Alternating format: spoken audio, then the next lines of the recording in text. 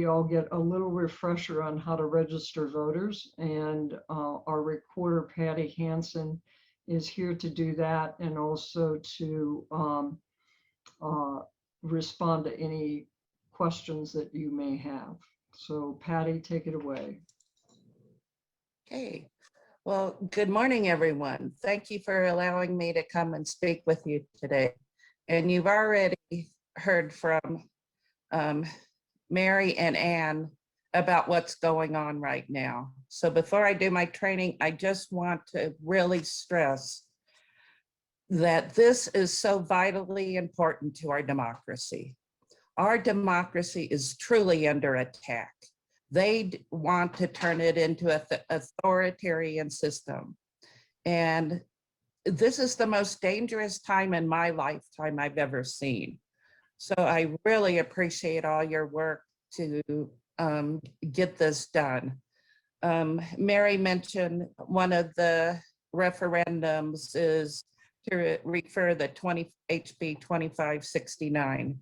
And that was to stop us from getting grants. Coconino County got a $614,000 grant from the Center for Technology and Civic Life. And we used that money to hire people. We put the money into the economy. And so we were able to expand the number of people that worked on elections. And part of that, I believe, led to our record turnouts. And that's what we need to be working on now. I'm not going to call them voter suppression laws anymore. I'm going to call them anti-democracy laws. That's what they are.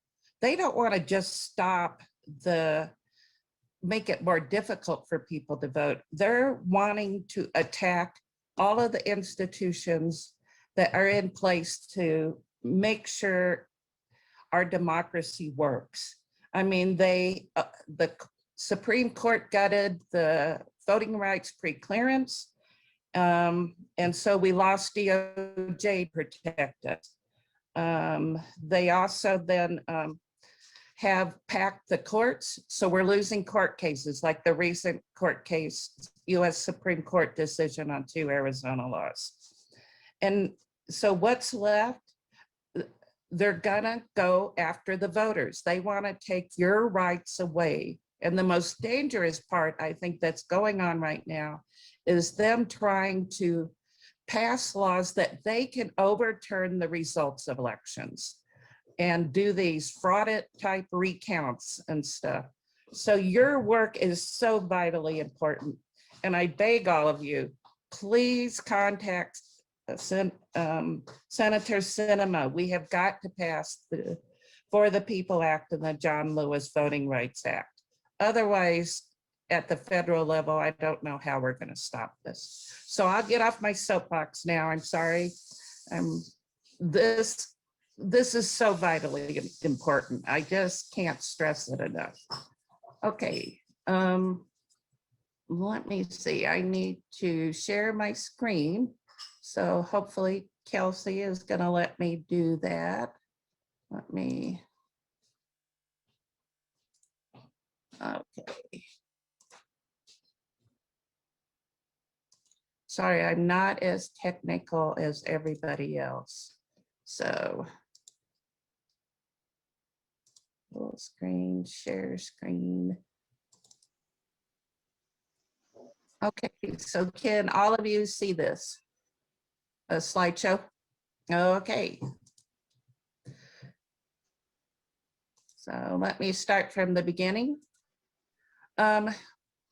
The things to remember with voter registration is people have got to, that are eligible to register to vote in Arizona, you have to be a US citizen, you have to be 18 years of age on or before the next general election. So that would be the November election in 2022. They cannot be convicted of a felony unless their civil rights have been restored, and they cannot be adjudicated as an incapacitated person. In other words, the courts have declared them to be mentally incapable of voting. A lot of questions I get from people is, what about felons, the restoration of voting rights? In Arizona, if you were convicted of a felony, just one felony, and it's your first time, your voting rights are automatically restored after they complete the person completes their sentence and payment of any fines or restitution. Now, some crimes are more than one felony, involve more than one, or maybe they've have kind of a pattern of it. If it's two or more felonies, the person has to go to the sentencing judge or at least court and ask that their voting rights be restored. Things to remember for false registration. If somebody knows they're not eligible to register to vote and they go ahead and register, they're guilty of a class 6 felony. And the same thing for you. If you're assisting somebody registering and you know that they're not eligible to register to vote, you could also be guilty of a class 6 felony. Our state registration form has changed somewhat from what it was in the past. It's now a full 8.5 by 11.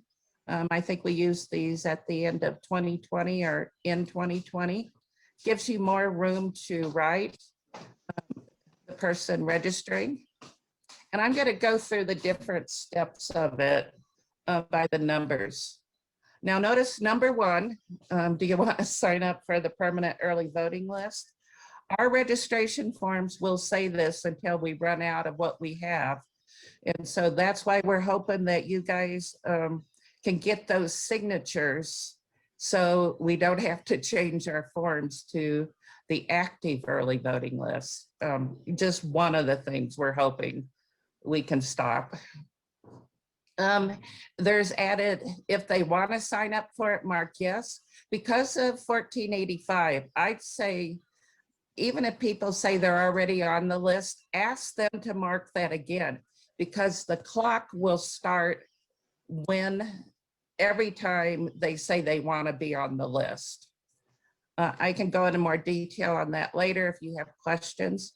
Last name, first name, middle name, if they're a junior, senior, or like the 3rd or 4th. Residence address, this is where they live. It's not where they get their mail, like a mailbox. And so for a lot of our county, because we're rural, this is very important. If they don't have an actual street address, they can write in a description. I know on the Navajo Nation, it really helps us if they can tell us like what NHA, Navajo Housing Authority unit they're in, or what chapter they're in, or a description. If it's an apartment, they need to put their apartment number. The city, this is the city that goes with the residence, not with the mailing address, and then zip code. Number 7 is the mailing address where they get their mail. So if they have a post office box, or if they get their mail somewhere else, they need to put it here. I know some of the students have college students have their mail sent to their home. And so they may register to vote at their dorm in NAU, but their mailing address may be like in Phoenix or Tucson. The last 4 digits of Social Security. This is very important for us to be able to match things up. Arizona has proof of US citizenship requirement because of Prop 200 that was passed back in, I think, 2004, that people have to prove their citizenship the first time they register to vote in Arizona. Now, it used to be that the first time you registered to vote in Coconino County or your county, but now they, thank goodness, citizenship, proof of citizenship transfers with you. So they give us their driver's license number. It has to be Arizona driver's license, and or if they have a state ID number. Native Americans, the tribal ID number, this is their Indian census number. Most people, especially older voters, will know their Indian census number. As I mentioned, business addresses and can't read what that says there, oh well, and mailbox stores are not acceptable for residents. You don't live in your mailbox and you don't live at your business. So for residence address, they can't use that. But for the mailing address, they should put those addresses in. Okay, homeless people. People who are homeless have the right to register and vote. So a person, so what they will do, since they don't have a home, they could give us the address of a homeless shelter, you know, like the city mission or where someplace else. We have several locations, I think, in the county that I've seen come up. If they say they live in a tent in the forest, if they give us a description where it's at, we can register them there. The county courthouse, if they just don't have any home at all here, you can use our address, 110 East Cherry Avenue in Flagstaff. Our general delivery address for a post office. The thing with this is they have to provide a mailing address where they can receive mail, because we're going to mail them, just like all of the other registrants, a voter ID card. And if it comes back to us undeliverable, they are not registered to vote. So it's important to get some mailing address from them. I really have not seen, like at this time period right now, that people are, homeless people would be registering. It's usually right before the voter registration deadline for an election. Okay, continuing on the form, alien registration number. This is their naturalization certificate. It's the A number on the form. And I have an example I'll show you coming up. So they just give us the number. Their birth date, we need their full birth date. The biggest problem I've seen with birth dates is that people will put this year instead of the correct birth year. I've been known to do that. So please make sure it makes sense, or, you know, that they don't put 2021. In state or country of birth, it's country. A lot of people misread that and write in county. That's not a required field, but it can help us. Party preference, they can register. Right now we have Republican, Democratic. We have the Libertarian Party recognized right now, so they would mark other and have to write in like Libertarian or LBT or LIB, or no party preference. If they mark other and it's blank, we're going to register them as no party preference. The telephone number is getting to be more and more important because of signature verification for early ballots, and it will be for petitions. So even though it's not a required field, it is very important if you can get a telephone number for them. And the reason it got added is this a cell phone is we will text people now. We find people don't pick up their phone if they don't know the phone number of the person calling, but they will read a text. So occupations, obvious. If they were registered in another state, not in another place in Arizona, but in another state, they should list their address. And if they were under another name at the time, they should list that. We do mail these notices to the states and the Secretary of State's offices and they send them to the county. So that county and state knows they should be canceled because they're registered here. Father's name or mother's maiden name, that helps us match some things up, especially with young people. We can, if we can't figure out exactly where they live on the reservation, if they have the mother's maiden name, we can look at their registration form and it helps us know what precinct they're in. Are you willing to work at a polling place on election day? We always like people to work. We're always looking for people to work. So they can mark yes or no. Email, again, email is so helpful for us if we have questions on their signatures. So if they have an email address, it really helps us.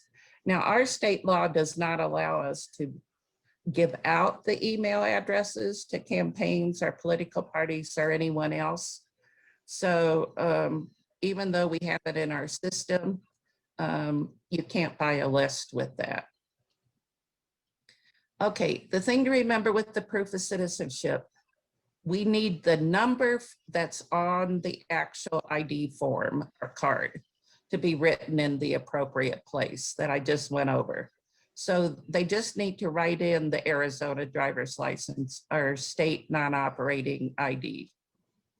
They just need to write in the Indian census number or the alien registration number from their naturalization document.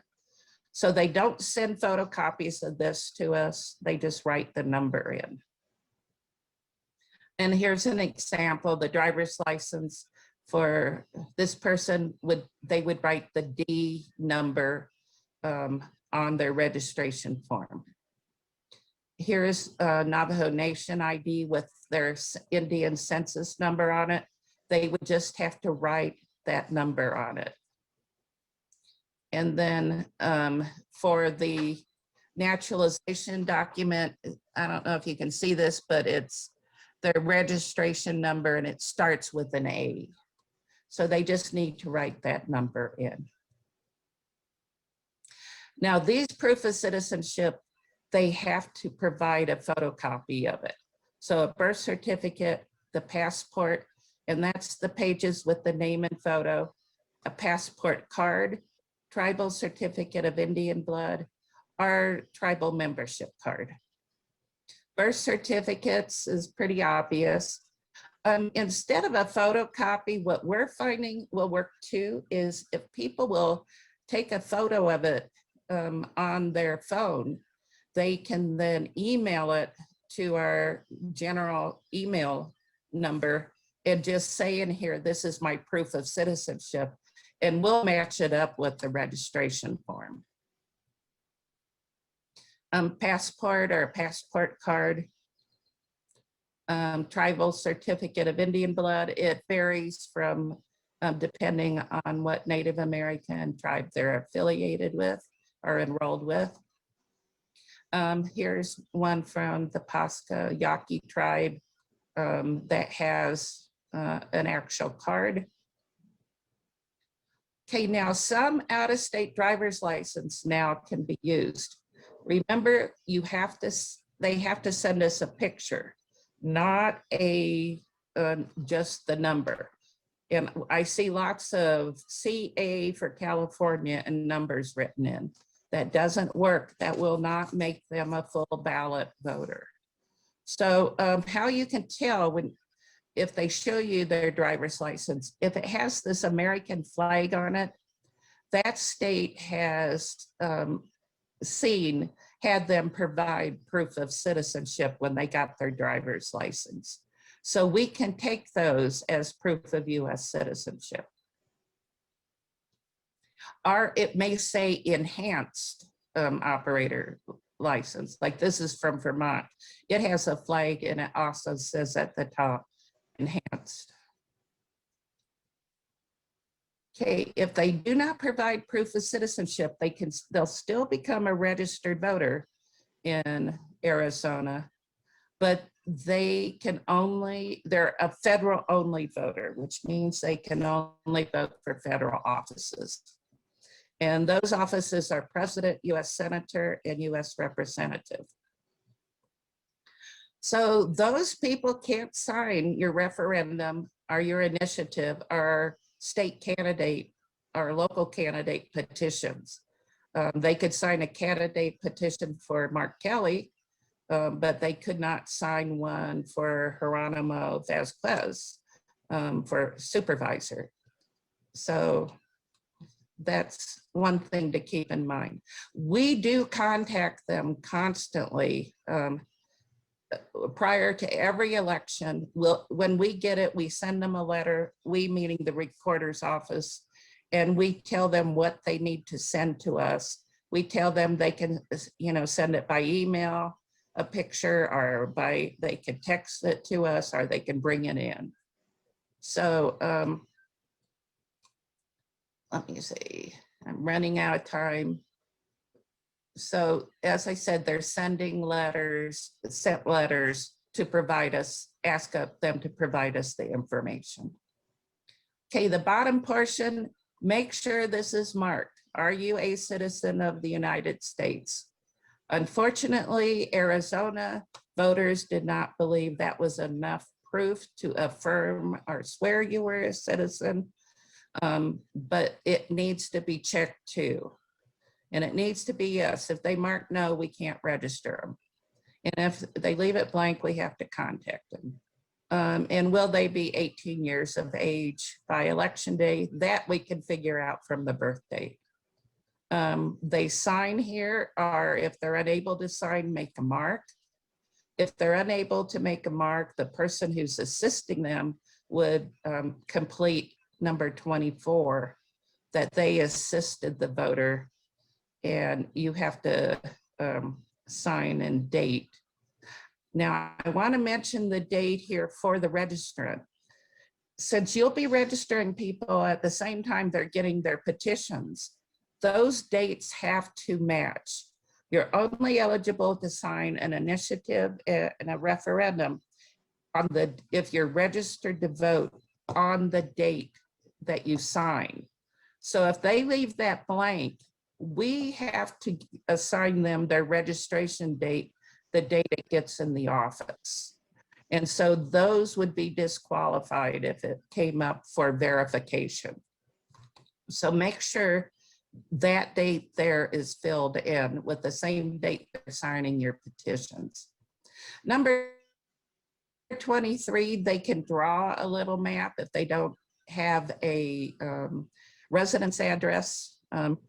So we can help find where they're located, their residence is. So that was a pretty quick overview. There are forms in 2 parts.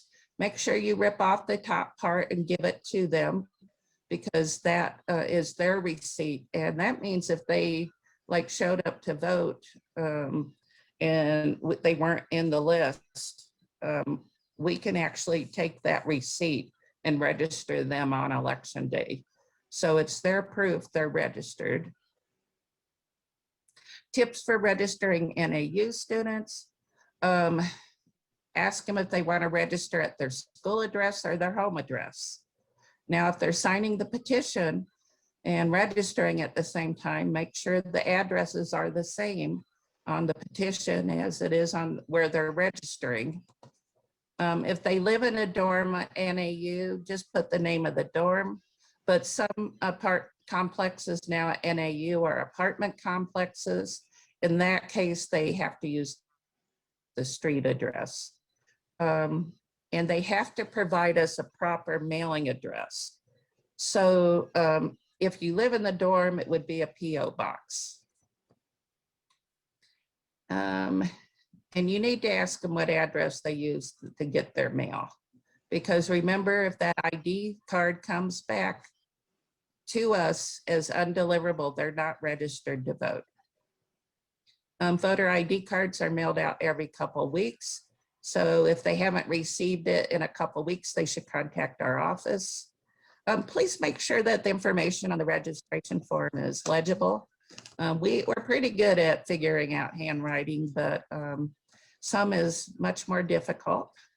And the same thing on the petitions. You want to make sure the writing on the petition is legible, especially the address, because we check those petitions too. Okay, you're probably tired now. It's a hot day. You're ready to take it easy and rest up for getting out there and registering voters, and also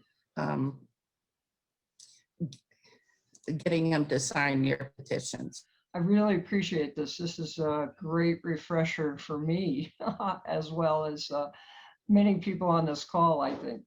And for those of you who are new to voter registration, Kelsey is kind of an expert, so feel free to ask her. Your regional captains are also very good at this, and they're a resource. And if we ever have a question, we pick up the phone and call Patty. I did that just yesterday on one of the things I talked about earlier, and she answered immediately, and that was very helpful. So thanks so much, Patty, Okay. for being such a great public servant. Thank you.